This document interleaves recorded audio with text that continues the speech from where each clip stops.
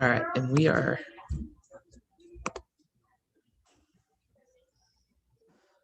as we are live. Here we go. We're going live.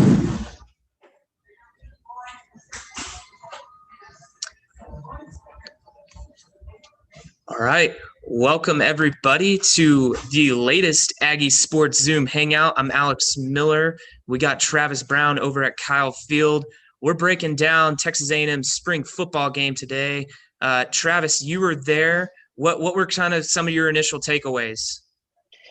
It was kind of interesting. I think everyone came to Kyle Field today to see how this quarterback battle is going to be shaking up. And you asked Jimbo Fisher about it afterwards. He was more frustrated and more interested on how the guys around the quarterbacks would help these guys out, help these guys adjust and kind of get into the flow of things. And so I think if you look at some of the wide receivers, some of the offensive line, it's an offensive line that was a little bit makeshift today because of guys who are injured, guys who aren't here yet, that they didn't necessarily provide a lot of time and a lot of help on the outside to help give these guys good looks. But again, all of this was going to be about the quarterbacks. I think you have, of course, it's going to be a two-horse race between Haynes King and Zach Calzada, the COVID freshman and the redshirt sophomore in Calzada. And for me, coming out of the gate, I think the leader in the clubhouse has to be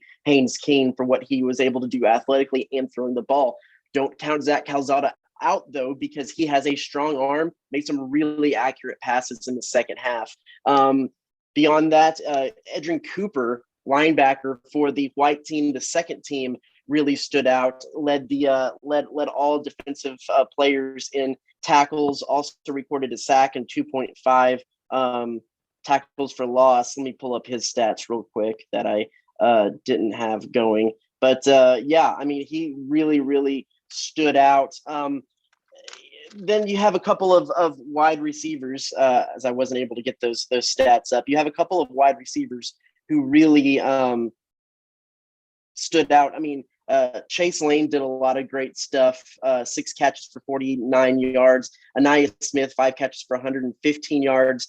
Hez Jones had 5 catches for 82 yards, but had 2 pretty key drops. Actually, Haynes King's best pass might have been a drop on a crossing route that King threw across the field, dropped it right into his hands, and Hezekiah Jones couldn't pull that in. And then Jalen Preston also had some really great. He had 6 catches for 63 yards. And Devin Price, a local guy, son of Terry Price, 4 catches for 62 yards. So a lot of wide receivers doing some good things out there. But I think the real focus, of course, was on the quarterbacks, and then that the offensive line just didn't really give them enough time plenty of times today, and the chemistry that'll come once some guys get back from injury and that kind of sorts out in the fall. Yeah, pretty well documented that A&M pretty thin on the offensive line today. I think they were playing with 9 scholarship guys with 2 units. So Kenyon Green at left tackle, he looked pretty solid, but it was there in that 4th drive at the end of the first half. He got beat on a blitz and ended up with a sack. So there's still a learning curve even for an All-American like Kenyon Green. One guy that stood out to me, Caden Davis, just with a cannon of a leg. I mean, 2 50-plus yard field goals. Seth Small, incumbent kicker, he's the veteran, established starter. Caden Davis, he's been handling the kickoff duties the last 2 years. He came in and just nailed a 55-yard field goal, and he hit the first one from 51, and it probably would have been good from 60, 65. It hit the A in All-State on the net. So an impressive day for him, and Jimbo had much praise for him after the game too. Yeah, it was funny. One of the funnier moments. So Jimbo Fisher was wearing a live mic for at least the first 3 quarters of the game. He turned it off after a while, but I mean, they had that thing running just about on loud just about all the time, so you could hear most of the critiques and the coaching that Jimbo Fisher had for his team. One of the funnier moments was when Davis was when the Maroon team had that 55-yard try there late in the second. Seth Small was technically the kicker for the Maroon team. Jimbo Fisher's out there yelling, "Give me Caden! I want Caden!"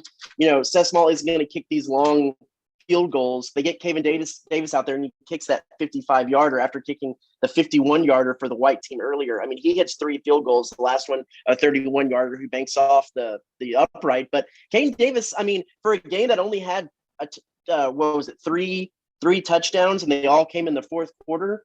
Caden Davis might have been the spring game MVP with what he was able to do kicking. Did a really, really good job there. You're not wrong in that he stood out from this game.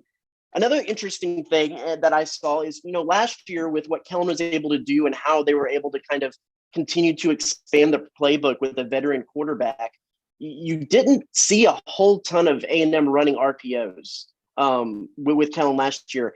Especially through the first quarter, both Haynes King and Zach Calzada, especially Zach Calzada, they ran a lot more RPO type looks than we saw at all last year. Now, that might be simple play calls, something these guys are used to. They're freshman quarterback, just to give them a chance to get the feel of things. And who knows how it's a pretty vanilla kind of package, how much that'll be used actually when the season gets here. But interesting just to kind of note that they used a lot of RPOs in the spring game, especially early compared to what they were doing last year with Kellen.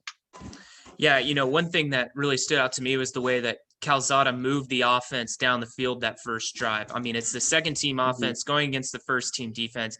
Granted, A&M was without DeMarvin Leal and Michael Clemens at defensive end, so that would have probably made a little bit of a difference at least.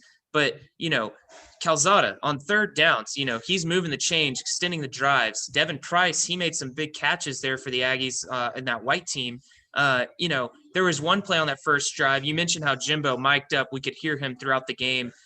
Zach Calzada gets pressured, rolls out, just throws it away. And Jimbo says, "Hey, that was smart. Get rid of it." Both quarterbacks got some praise from Jimbo himself throughout the game of decisions that they made, even when it wasn't, a successful play. It was a pass that was thrown away, or maybe it was the drop ball that Hez had over the middle, the one you were talking about with Haynes King. Jimbo said, "Hey, that's a good ball." That was something that I noticed early too. McKinley Jackson, I mean, he was a force at defensive tackle. We saw that he was kind of their first guy off the bench on the defensive line last year. He had the big forced fumble on that first drive. Calzada kind of reaching for it, kind of tweaked his shoulder there for a second. But if you're A&M, you gotta like what you see from McKinley Jackson, a guy that's going to be stepping in for Bobby Brown, declared early for the NFL draft. There's not as much drop off there as you might see. That's definitely a good sign for the Aggies. Both A&M quarterbacks fumbled the ball. McKinley Jackson was actually the one who forced the fumble against Zach Calzada early in that. You're right. He did have a good game. Let's go back to the QBs real quick, because again, I think that's what a lot of people want to know about. Haynes King, 16 for 31, 1 interception, 211 yards, 1 TD. Zach Calzada spent time on both teams. Mostly was with the white team, kind of jumped in with the Maroon team in, so you had to combine stats. He was 19 for 40 with 1 interception, 253 yards and a touchdown. Eli Stowers, the freshman coming in, played with the white team. He was 3 for 11, 44 yards, and then 5 for 25 rushing yards.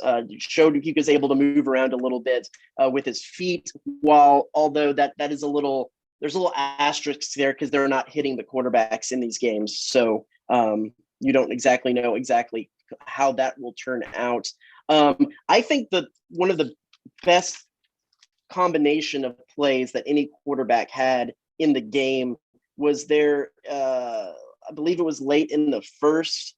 A&M doesn't get a third down deep, or the Maroon team doesn't get a third down deep in their territory. Jimbo keeps the offense out there and lets Haynes King go for it. They run a speed option right, and King just bursts through the hole and picks up the first down. They quickly get back to the line, get a snap, and he finds Naismith streaking down the right side of the sideline and throws a perfect strike of a fade touch pass to him for 26-yard gain. I think that was one of the best combination because it kind of really fully demonstrated Haynes King's total athleticism.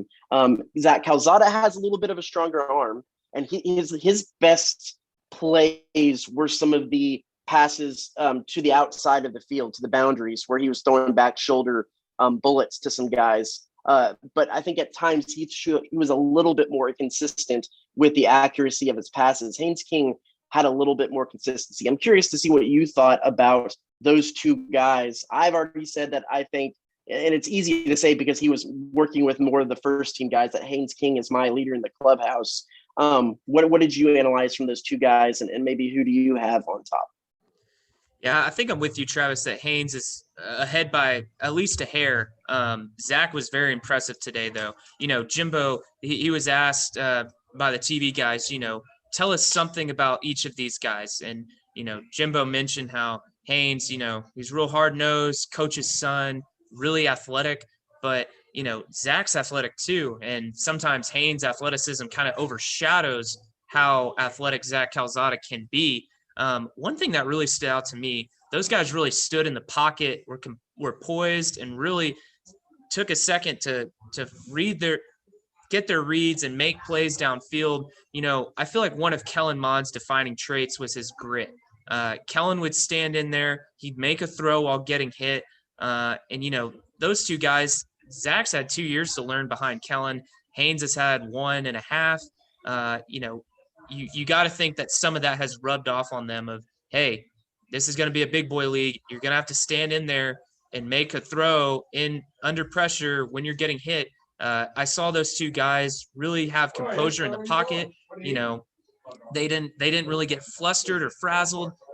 They stood in there and made some big throws. So that was something that really stood out to me. And yeah, the sequence of plays that you talked about earlier, that was one that really stood out to me from Haynes King's perspective. Running that speed option, how we've seen Kellen run that a few times in the past. Haynes kind of has the same skill set with his legs that Kellen has. And then, the ball to Anias, that to me was the best throw of the game. The one over the middle to Hez, that was really good.